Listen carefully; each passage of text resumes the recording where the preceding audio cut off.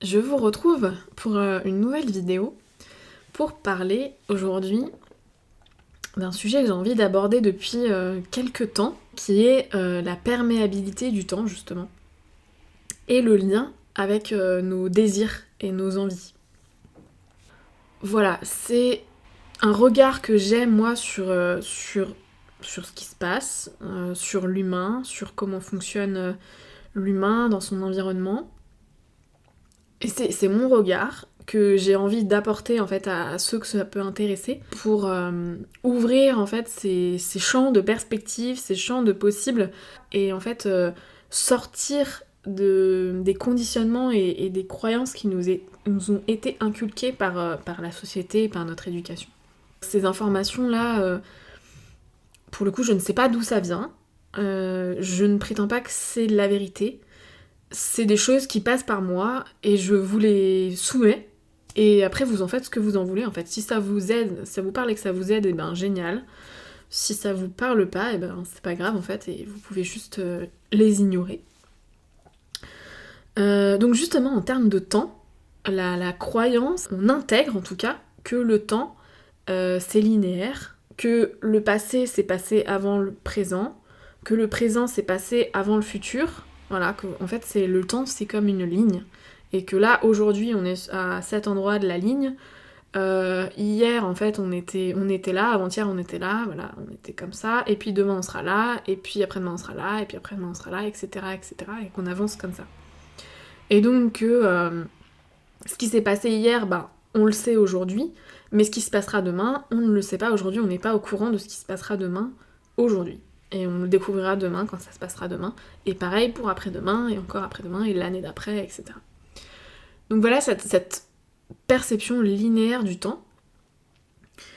J'avais envie de la retourner, de la voir avec un autre regard. Pourquoi ? Parce que, en fait, j'ai compris, ou en tout cas j'ai eu cette information il y a quelques temps, c'est que finalement, on croit que parce qu'on désire des choses dans le présent et qu'on a envie de choses, et ben ces choses-là vont arriver dans le futur parce qu'on les désire dans le présent, et du coup on va mettre en place des choses et des actions pour qu'elles arrivent dans le futur. Et en fait, j'ai comme la sensation que cette chose-là est retournée, ou en tout cas elle n'est pas aussi simple que ça et linéaire que ça. Et que pourquoi pas, si ça se trouve, c'est parce que les choses, on les a faites dans le futur, et du coup, dans le présent, on a l'envie et le désir de faire ces choses parce qu'on est connecté à elles, parce qu'elles sont déjà arrivées dans le futur.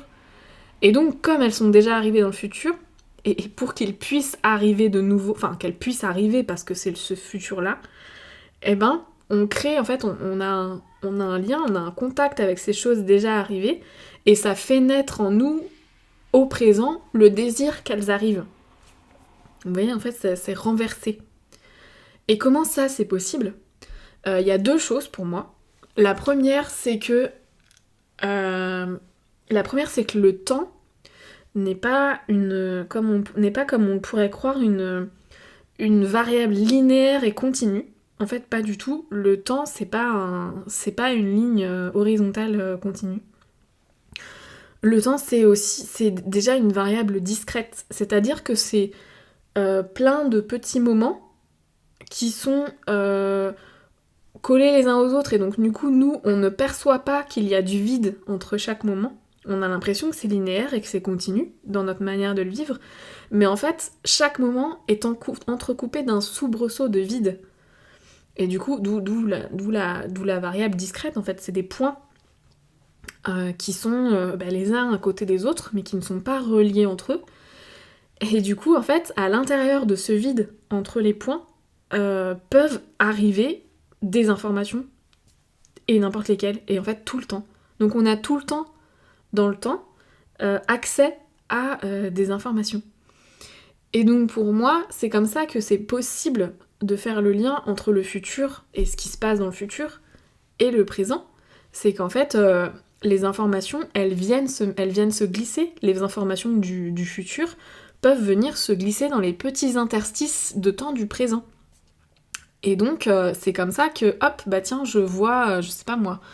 Par exemple, je prends mon exemple, j'ai envie dans le futur d'aller à New York. Voilà, j'ai envie, j'y suis jamais allée, j'ai envie d'aller à New York. Et je ne sais pas d'où vient ce truc, je me dis, mais d'où ça vient en fait? Et chaque fois que je vois des films, ou chaque fois que je vois des choses qui sont des films qui ont été tournés à New York, ou ce genre de choses, et ben ça me réveille ce désir-là. Et en fait, quand je vois des vues de la ville, ben c'est comme si j'ai l'impression d'y avoir déjà été, alors qu'en fait, non. J'ai l'impression de connaître. Et donc, dans ma vision d'humain, j'ai envie de dire conditionné lambda, je me dis juste, bah oui, je connais parce que j'ai dû voir ça dans des films, et du coup, bah ça me donne envie d'y aller, donc peut-être que j'irai dans le futur. Alors qu'en fait, si ça se trouve, c'est pas ça, c'est juste que j'y ai déjà été, dans le futur, et donc, quand je vois des choses aujourd'hui qui me permettent, en fait, qui me mettent au contact de ce futur-là, et ben, ça vient réveiller le désir de faire ce truc qui n'est pas encore arrivé. Et donc, c'est comme ça que ce truc va se faire. C'est parce qu'il a existé dans le futur. Je suis en lien aujourd'hui avec mon futur grâce à le temps qui est perméable et qui n'est pas continu. Et donc, c'est ce qui va faire que bah, dans le futur, ce truc va se produire. Vous voyez la différence? C'est pas genre, ah, j'ai envie de quelque chose aujourd'hui, donc je vais mettre en place des choses pour que ce truc arrive. C'est qu'en fait, je ne sais pas, c'est comme la poule et l'œuf. Je ne sais pas, en fait, qu'est-ce qui a démarré? C'est mon désir de faire cette chose, qui est le prémisse d'avoir fait la chose, ou c'est parce que j'ai fait la chose qu'aujourd'hui j'ai le désir de faire cette chose? Eh ben, j'en sais rien. Et donc, là, je vous ai dit qu'il y avait deux choses qui me permettaient de penser ça. Donc la première, c'est l'aspect discret et non continu du temps. Et le deuxième chose, c'est le moi du futur. Je sais pas si vous avez vu ce film The Edge of Tomorrow, avec, pardon mon accent français, The Edge of Tomorrow, avec Tom Cruise et Emily Blunt. C'est un film que j'adore en fait, mais juste le concept, je le trouve ouf. En fait, c'est pas spécialement le genre de film que je pourrais aimer parce que c'est un film de guerre avec des extraterrestres. Enfin, c'est science-fiction quoi, et l'armée, etc. Et sauf que le concept, il est juste ouf, c'est que Tom Cruise, en fait, à chaque fois qu'il meurt, il revient à un point précis de sa vie. Et donc, il teste toutes les possibilités. En fait, il sait en fait que s'il fait ça à ce moment-là, il va mourir et qu'il va recommencer à zéro. Enfin, pas à zéro, mais à l'instant, je sais pas comment l'appeler moi, à l'instant étoile, voilà. Et donc, il sait il peut pas aller là. Du coup, hop, il va ailleurs. Hop, il meurt. Il reprend à l'instant étoile. Et à chaque fois, en fait, il va un petit peu plus loin dans sa vie. Et donc, à chaque fois, dès qu'il meurt, il retourne à l'instant étoile. Mais du coup, il va encore un peu plus loin, etc. Et de cette manière-là, en fait, il arrive à... En fait, il fait le chemin en testant toutes les possibilités possibles et inimaginables pour lui permettre de faire ce chemin jusqu'au bout. Et donc, il y a cette possibilité aussi pour l'humain. C'est-à-dire qu'il y a le moi du futur. Il y a, si vous voulez une référence, il y a Christophe Alain qui en parle pas mal dans ses bouquins. Le moi du futur qui teste en fait toutes les possibilités pour nous. Et du coup, ben, pour tracer en fait le chemin de à quoi ça va ressembler la vie de Doris, et ben il y a le moi du futur de Doris qui a testé toutes les possibilités, un peu comme dans The Edge of Tomorrow, et qui retient en fait le chemin principal. Mais du coup, pour que ce chemin principal il ait lieu, et ben il faut créer des désirs et des envies dans le passé de Doris qui est le présent de Doris. Vous me suivez? Mais en fait, mon présent, c'est le passé de mon moi du futur. Et donc mon moi du futur qui a tout testé et qui a sélectionné en fait les meilleures étapes de ma vie, me met des petits cailloux qui sont les désirs mes désirs actuels pour un futur potentiel, pour me permettre d'arriver à vivre ça en fait. Et donc pourquoi j'avais envie d'aborder ce sujet, déjà parce que quand j'ai eu cette info, je me suis dit mais c'est un truc de ouf en fait, déjà ça m'a passionnée, je me suis dit c'est trop génial. Et aussi parce que pour moi, la sensation que j'ai, c'est qu'il n'y a pas de faux désirs et de vrais désirs. C'est comme si on pouvait sentir très tôt dans la vie ce qu'on avait envie de faire plus tard. Sauf que des fois, c'est pas le moment en fait. Et ce désir-là, on a envie de faire quelque chose qui nous tient beaucoup à cœur, et si on le fait trop tôt, c'est pas la partie de nous, comment dire, c'est une partie de nous trop jeune qui s'empare de ça, et ça fait foirer en fait. Parce que cette partie de nous, elle est pas assez mature, elle est trop jeune, elle est trop basée sur la peur ou sur les attentes des autres, donc sur l'ego. Et donc pas assez sur vraiment son essence et sa personnalité, mais juste parce qu'elle n'a pas encore assez fait de chemin pour pouvoir être vraiment en contact avec cette essence et cette personnalité et faire que ce truc va réussir. Donc des fois on a l'impression de prendre des désirs, de faire des trucs qui nous tiennent à cœur. Je vous donnerai un exemple hyper précis après. Faire des trucs qui nous tiennent à cœur, mais sauf que comme c'est récupéré par l'ego et que c'est fait trop tôt dans notre vie, ça foire. Et après on se dit ah mais en fait je voulais pas ça, c'était pas en fait c'était pas une bonne idée, c'était une mauvaise expérience, j'ai foiré, bon ok c'était un échec, j'ai appris des choses, mais je ne vais pas réitérer ça dans le futur. Alors qu'en fait c'est juste quelque chose au contact duquel on est dans le futur, mais comme on se l'approprie tôt, on est en contact assez tôt avec, il ne se réalise plus en échec que en victoire. Et donc on peut croire que c'était pas un vrai désir et qu'on voulait pas vraiment ça. Alors que pour moi, juste, il y a besoin encore de grandir un peu, de se débarrasser de couches d'ego, d'utiliser les apprentissages qui ont eu lieu à ce moment-là pour atteindre en fait ce choix-là et le faire plus en conscience et d'une manière en fait qui fait que ça va mieux réussir ou que ça va même carrément réussir.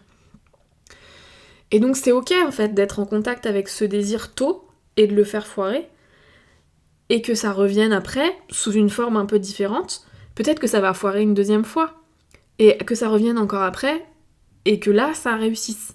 Parce que en fait il y avait besoin que ça foire 1, 2, 3 fois, X fois pour nous faire grandir, pour nous enlever, peler des couches d'oignons là, pour qu'on soit plus au contact de ce qu'on veut, de nos désirs, de qui on est, de l'humain qui est en nous, pour qu'on puisse ensuite réussir ce truc en fait.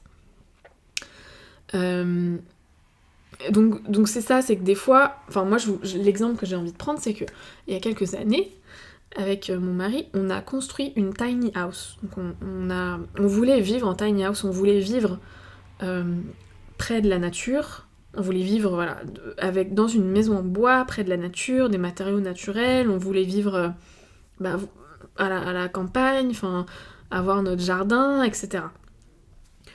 Sauf que ce désir-là, il a été récupéré très fort par l'ego et il était teinté de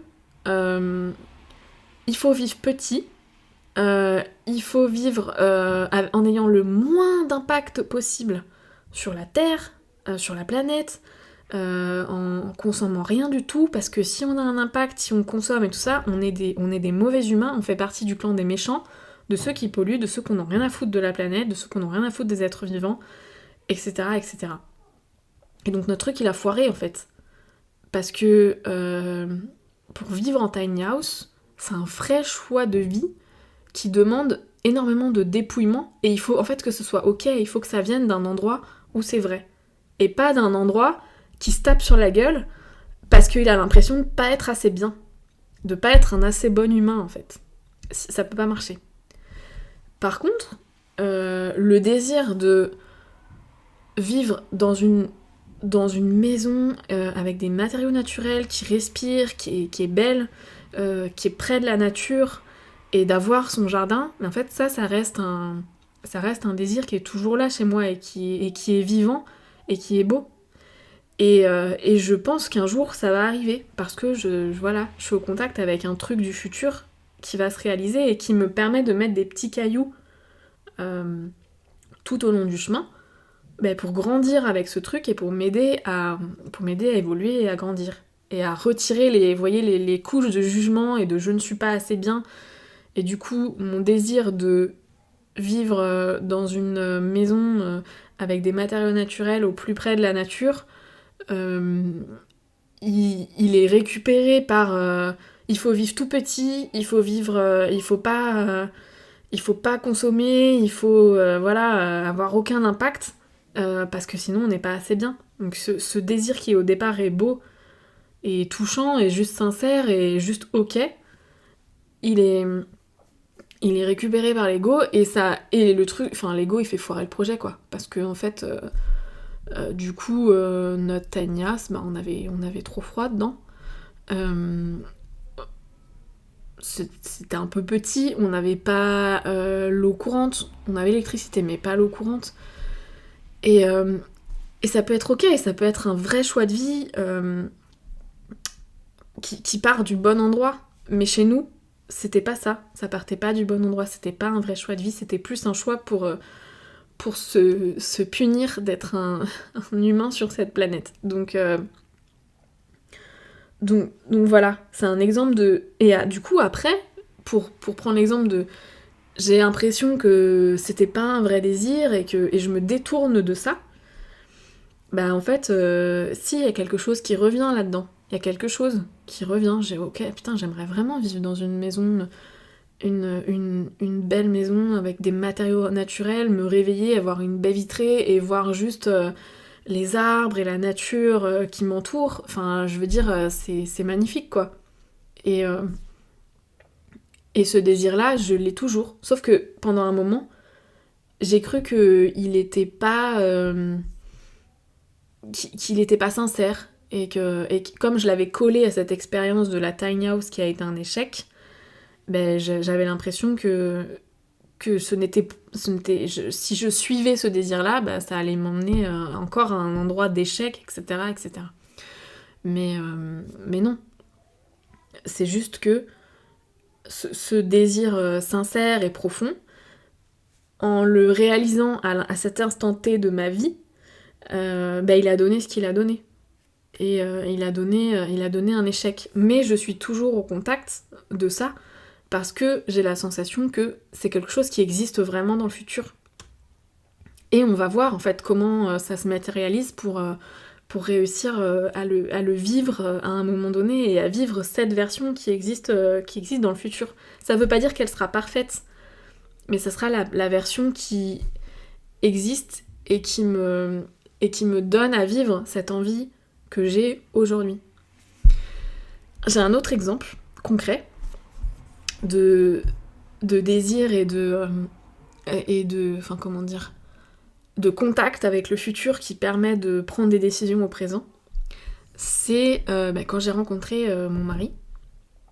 En fait, on était tous les deux dans des relations amoureuses depuis un certain temps, et on était tous les deux engagés, donc chacun à notre manière, pas de la même manière, mais on était tous les deux dans un engagement qui sur le papier et dans les faits était un engagement assez fort. Et en fait, quand on s'est rencontrés, nous, ça a été le coup de foudre direct, quoi. Sauf que pour s'autoriser à pouvoir vivre ça, ça nous a pris 2 ans, quasiment. J'exagère un peu, mais au moins 1 an, en fait, avant de s'autoriser à se dire, ok, j'ai vraiment des sentiments très forts pour Romain, lui de son côté, j'ai vraiment des sentiments très forts pour Doris. Qu'est-ce qu'on fait de ça ? Et est-ce qu'on a... Enfin, comment dire ?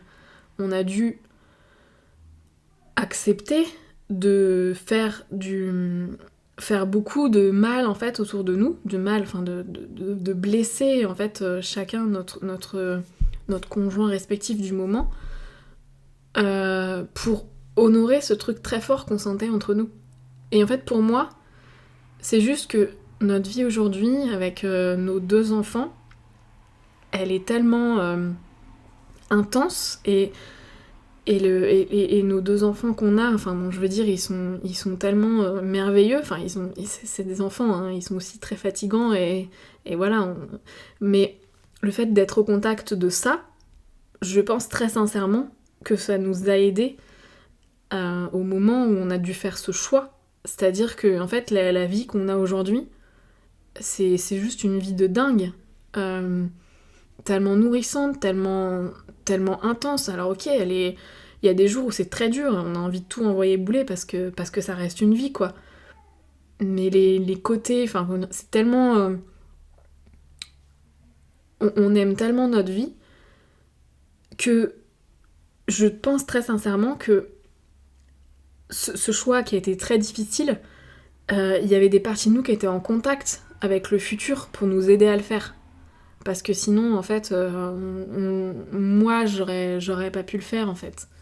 J'aurais pas pu me dire, ok, j'étais pas assez forte pour dire, ok, je mets fin à une relation de 10 ans avec quelqu'un avec qui je suis engagée et qu'on a des projets, etc., etc.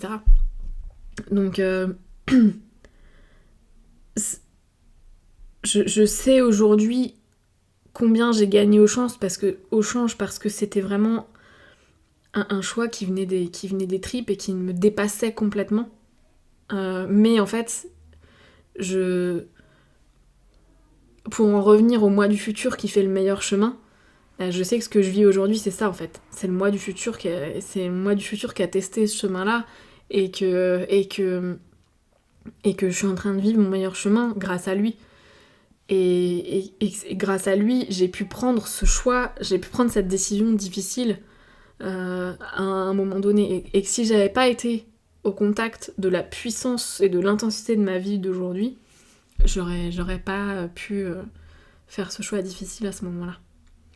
Donc voilà à quoi ça peut servir. Enfin, je sais pas, en fait, je raconte ça parce que en fait, c'est une vraie partie importante de ma vie. Et je me mets un peu à nu dans cette vidéo, mais si ça peut vous parler, vous éclairer, vous aider à avoir confiance dans le futur, vous aider à sentir en fait qu'à un moment donné, ben ouais, il y a des choix à faire, c'est difficile, mais si vous sentez à l'intérieur que c'est un choix qui vient des tripes, ben vous pouvez faire confiance, quoi, parce que ça vient pas forcément de n'importe où, alors que votre ego il va vouloir vous faire croire que ce choix est complètement débile et irresponsable.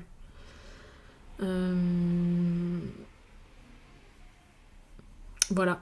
Et que pour autant, faire un choix et avoir l'impression que c'est un échec après, ben, ça veut pas dire que ce désir-là, le désir qui vous a fait faire ce choix-là, il est forcément erroné et que vous vous êtes planté sur toute la ligne. Pas forcément. Peut-être juste que c'est un désir qui est présent à l'intérieur de vous, qui parle de vous, qui parle de qui vous êtes, mais que à ce moment-là, il y avait besoin que ce truc se vive d'une certaine manière et échoue, mais que derrière, en fait, il pourra peut-être se passer des choses qui auront plus le goût de la réussite et de la joie et de la réussite et de la joie que de l'échec, mais qu'il aurait fallu passer par cette phase échec à un moment donné. Voilà pour ma vidéo sur la perméabilité du temps et le lien avec les désirs.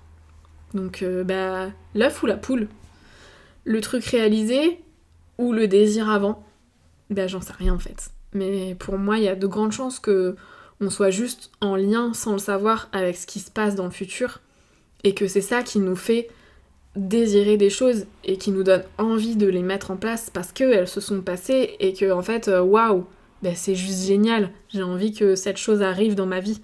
Et donc ça va me créer un désir dans le présent pour pouvoir mettre en place les petites briques, enfin brique après brique pour que ces choses-là, elles arrivent. Voilà.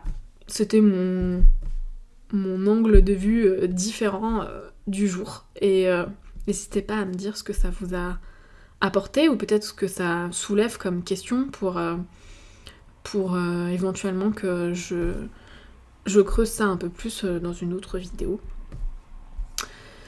À bientôt!